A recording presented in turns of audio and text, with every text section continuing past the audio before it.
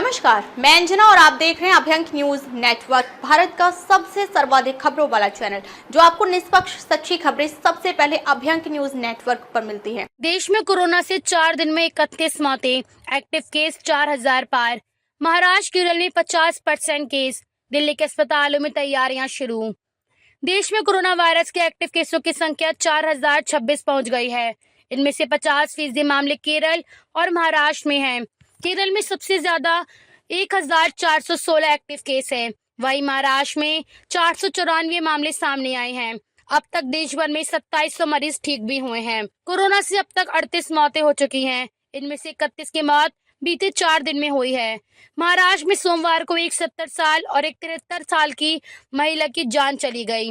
राज्य में सबसे ज्यादा 10 मौतें हुई हैं। 24 घंटे में केरल, तमिलनाडु, पश्चिम बंगाल और गुजरात में भी एक एक मौत हुई है। लगातार बढ़ते केसों के बीच दिल्ली के आरएमएल, सफदरजंग समेत अन्य अस्पतालों ने तैयारियां शुरू कर दी हैं। हालांकि डॉक्टरों का कहना है कि कोरोना के मामले बढ़ना कोई चिंता की बात नहीं है। किसी भी मरीज को कोई गंभीर समस्या नहीं हो रही है। सभी में सामान्य लक्षण है। आरएमएल अस्पताल में 9 बेड का आइसोलेशन वार्ड तैयार किया गया है। दिल्ली हाई कोर्ट ने सोमवार को कहा, कोविड की अगली महामारी अभी खत्म नहीं हुई है, बल्कि यह अभी भी एक्टिव है। कोर्ट ने केंद्र सरकार से सैंपल कलेक्शन सेंटर और ट्रांसपोर्ट पॉलिसी को लेकर की गई तैयारियों की जानकारी मांगी है।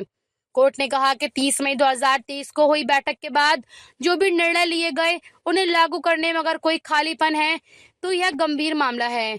जस्टिस गिरीश कथपालिया ने कहा कि यह मानकर चलना चाहिए कि जरूरी कदम और प्रोटोकॉल तय किए जा चुके होंगे, लेकिन संबंधित अधिकारियों को इसे रिकॉर्ड पर लाना चाहिए। केंद्रीय स्वास्थ्य और आयुष राज्य मंत्री प्रताप राव जाधव ने कहा, स्वास्थ्य विभाग और आयुष मंत्रालय पूरी तरह से सतर्क है।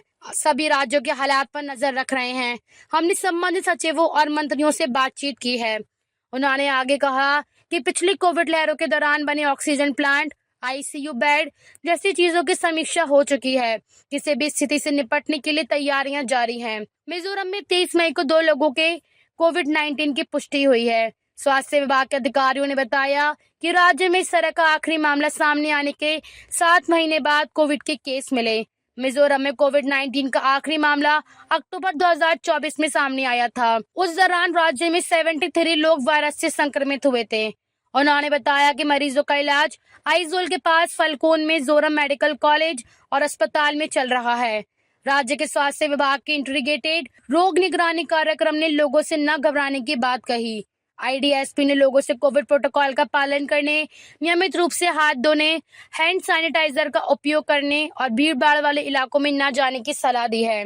ताजा खबरों के लिए अभ्यंक न्यूज नेटवर्क पेज को फॉलो करें और लाइक करें, सब्सक्राइब करें, बेल आइकन को दबाना ना भूलें।